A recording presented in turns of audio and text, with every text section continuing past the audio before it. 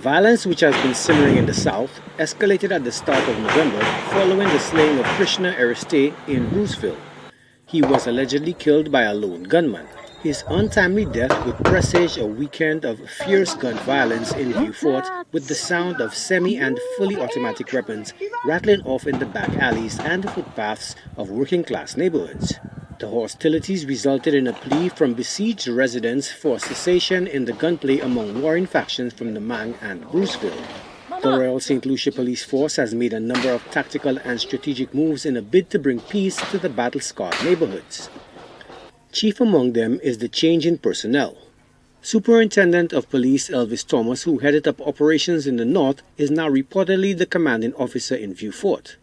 The High Command at Chesterfield, which was not at liberty to disclose some of its plans due to security reasons, is also putting more cops on the beat. One of the things is police presence. We believe that where police are visible, that it could deter persons from committing crime. However, we cannot be everywhere, and persons would be looking for opportunity to commit the crime, because with crime there must be the opportunity, and one of the opportunities would be that you do not have persons around, you do not have law enforcement around in that incident, because persons, in as much as we believe that persons are bold, but they do not want to be caught committing crime.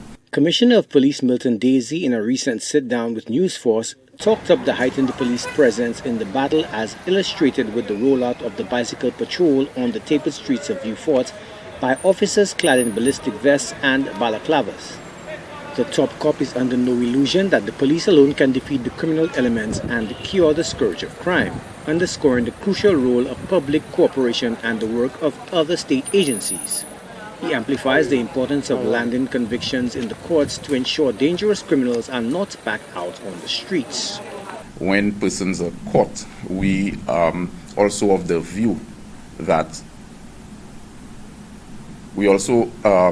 view that the persons need to pay for crimes committed.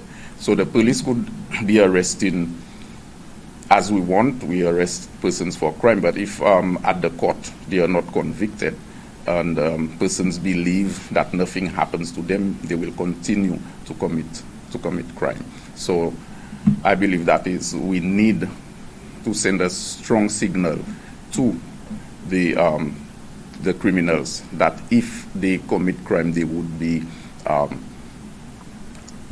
get to pay for the crimes that they have committed. And as I said, it is not just the police. We can investigate, we can arrest persons, but you have an entire system, justice system, that needs to play its part in crime fighting.